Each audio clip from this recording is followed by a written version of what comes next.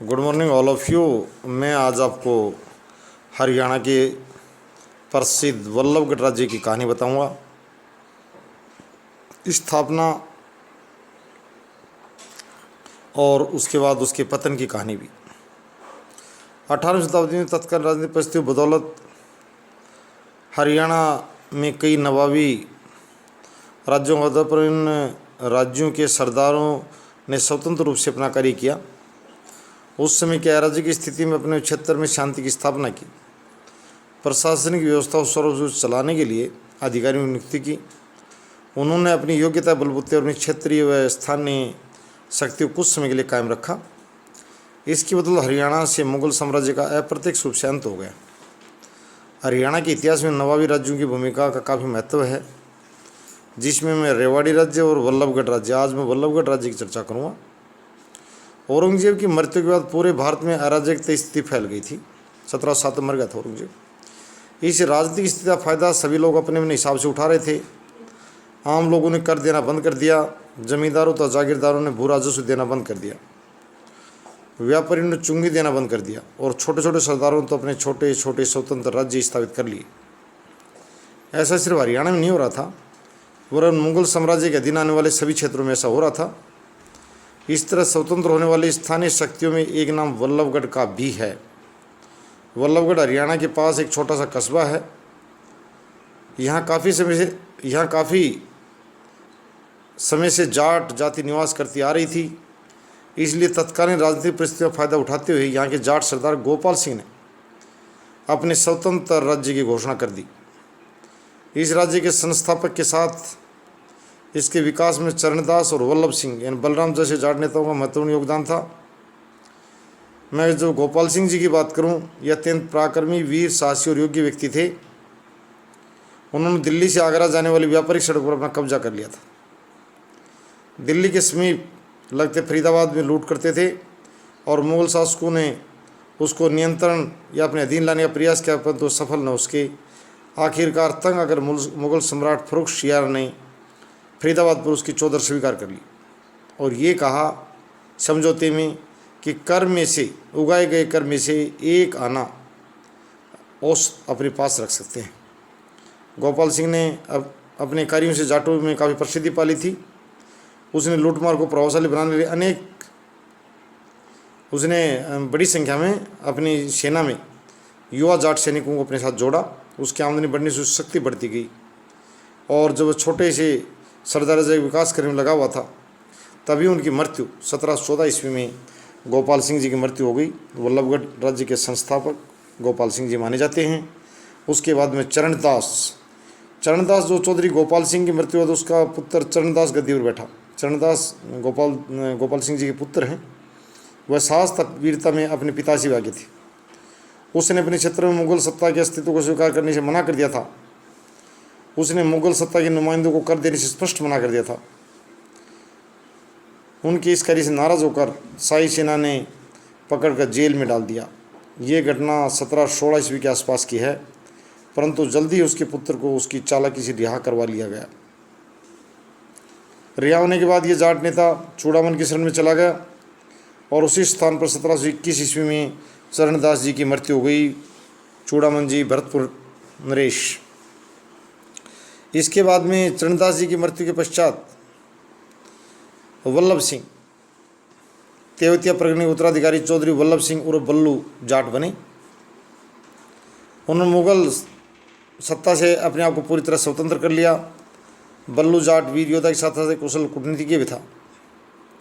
उसने पिता को रिहा करवाने के लिए भरतपुर के जाट शासक से सहायता प्राप्त की, तब चालाकी से अपने पिता को रिहा करवा लिया।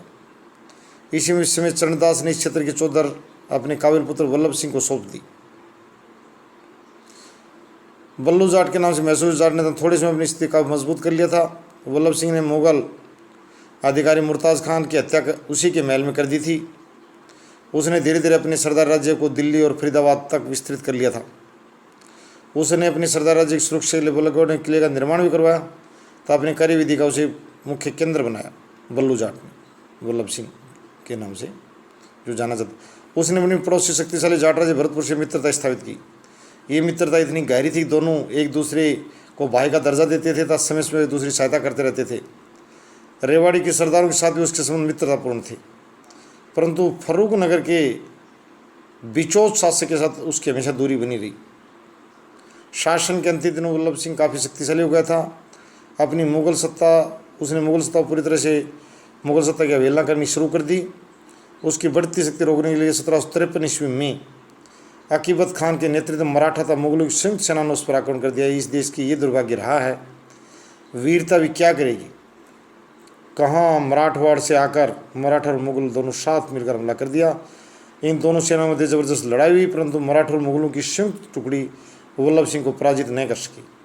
बहादुरी का कोई मुकाबला मतलब शब्दों में बखान करना मुश्किल है वल्लभ सिंह जी का कि इतनी दो सेनाओं की शक्ति मिलने के बाद भी और हार नहीं मानी, पराजित करने में नाकाम रही।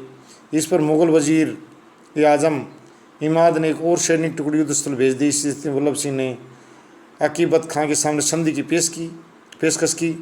मुगल सेनापति ने इस पेशकश को स्वीकार कर लिया, परंतु संधि के तेजी इलाके में लगान लेने पहुंचा तो जनता ने उसको देने से मना कर दिया।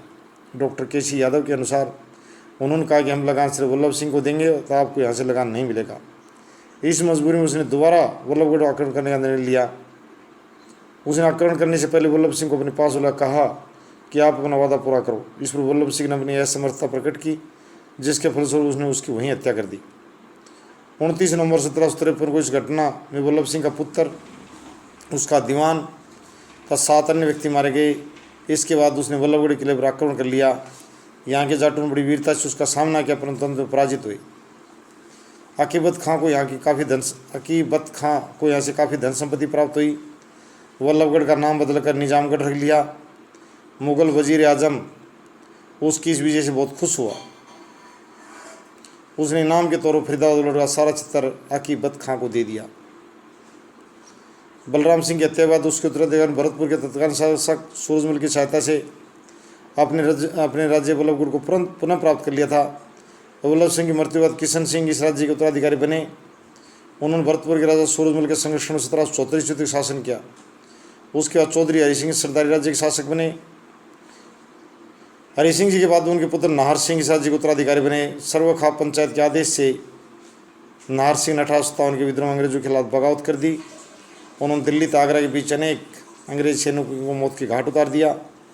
1857 क्रांति विफलता अंग्रेजों ने बंदी बना लिया और सरेआम चांदनी चौक पर फांसी पर लटका दिया राजा नाहर सिंह को।